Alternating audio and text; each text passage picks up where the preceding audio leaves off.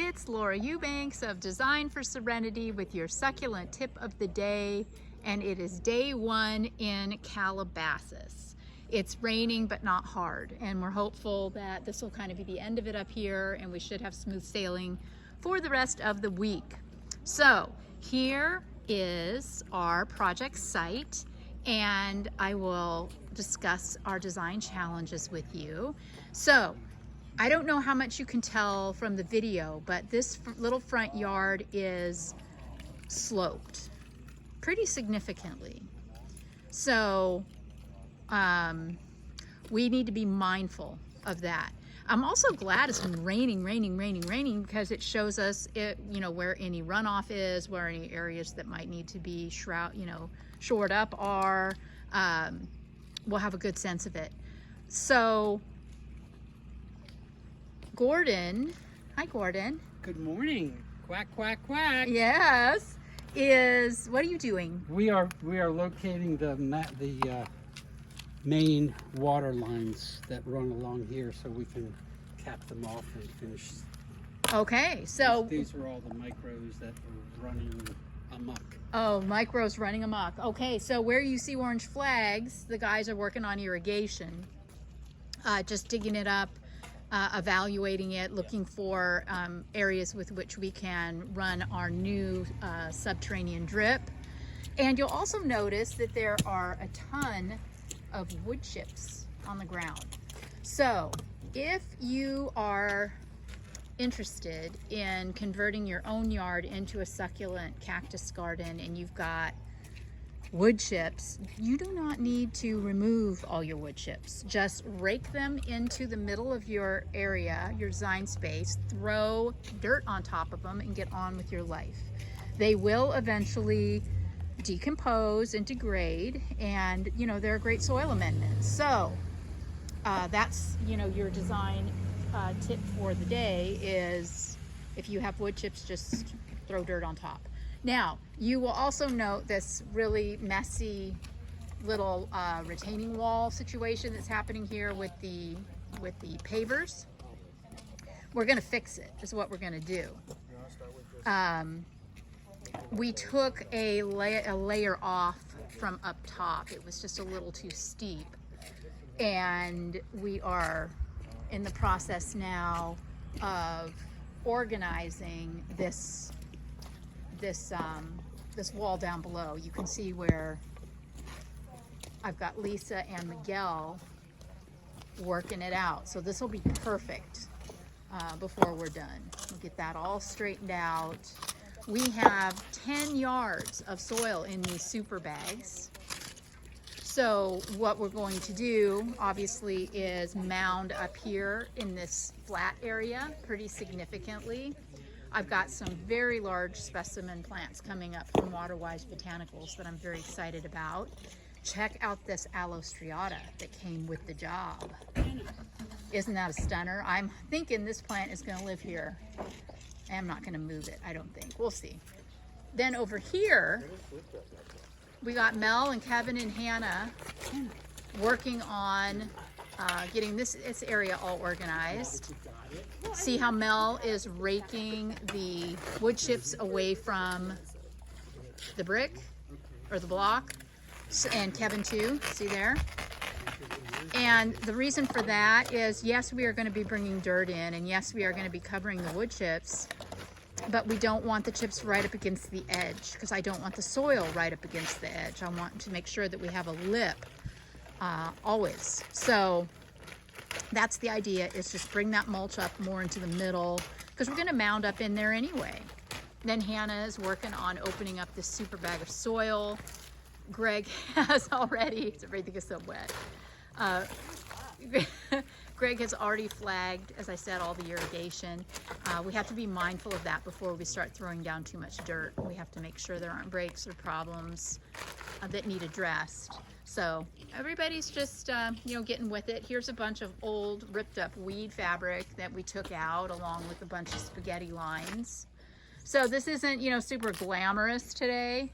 It's just a lot of prepping, a lot of shoring up, a lot of checking, making sure that existing lights are functional, existing irrigation lines aren't broken. There was some roses in here, and there was a really ugly tree right where Hannah's standing that were removed, and we want to be sure that in the removal there weren't things weren't broken. So one other thing to mention, and then I'll shut my pie hole. See this green thing? This is Ficus repens, creeping fig, and I am very here for it. There's a rather ugly, dilapidated fence behind it, and this just makes a really beautiful green screen. It's not terribly messy, and it stays green all year round. It's really easy to prune and to trim, and I think it's very fortuitous that we have this here dividing the properties.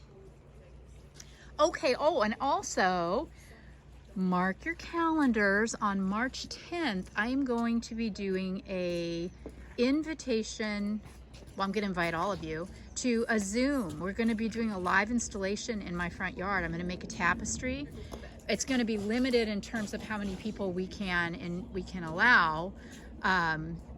But yes, it's going to be live, it's going to be interactive, you'll have the opportunity to watch me work and ask me questions. So mark the date. Well, there'll be more information. Also, if you aren't following me on Instagram at Laura Loves Succulents, please do, because there will be lots of updates there regarding the live Zoom as well. So, okay. I'm going to put my phone away and roll up my sleeves and help out. Alrighty, it is the end of day 1, and we managed to get through the day without any rain until right now. It's starting to pour, but wanted you to see that we killed all of the bags of soil, with the exception of the one down here. Now, here's the plan with this one. Bart is coming tomorrow. He is our boulder delivery guy, and he's going to be placing some very large rocks with a crane. And so the idea is I don't want to mound down here, because we've got this beautiful downslope. There's just, the elevations on this property are really working for us, and they're very interesting. I don't want to mess with that, but it's also hard clay soil. So we're going to have Bart work around this bag as he's placing our boulders, and then we will take the soil that is in this bag and we will strategically work it into areas where we're going to be doing planting, build up around some boulders, you know, so the boulders look planted, throw some dirt around the bases of some of the rocks, rather than try to move this dirt and waste it down here in this beautiful, already downsloped area. And I just realized, you know, that made no sense. So you're just going to have to tune in tomorrow and see what the heck it is that I am talking about. Meanwhile, this area right in here, I don't want to mound or create any kind of drama there, because I like the fact that the eye follows straight to the street. I like the idea of height up top better. So this is challenging. I mean, you know, I'm thinking as I go, because this is tons and tons of soil and I don't want to make a mistake. So I have to be able to work pretty well on the fly with it. Greg was able to get in there and cap and repair a lot of irrigation today, so that was good. This is exciting me. I'm really drawn to this area of the yard. It's going to be really cool. Oh, also, I didn't show you guys over here. So see, we've got those steps that go back there, and this is just open. This is challenging because it's a mess. You see, we got flags, we got torn up weed fabric. Let me see if I can get a little closer for you. Yeah, look at this. Look at that, yuck. So we haven't even got into this. We're gonna have to smooth and level this, and I don't wanna I mean, this is part of my design space. So exactly how we're gonna work this out, I'm not sure, because again, we have these stairs that lead up into her backyard. That's a gate back there at the back. So we don't want to block the stairs, but at the same time, I don't want to leave this unlandscaped either, do I? So that's another design challenge for another day, not for today. The rain is really starting to pick up. I want to stop this before I get too wet.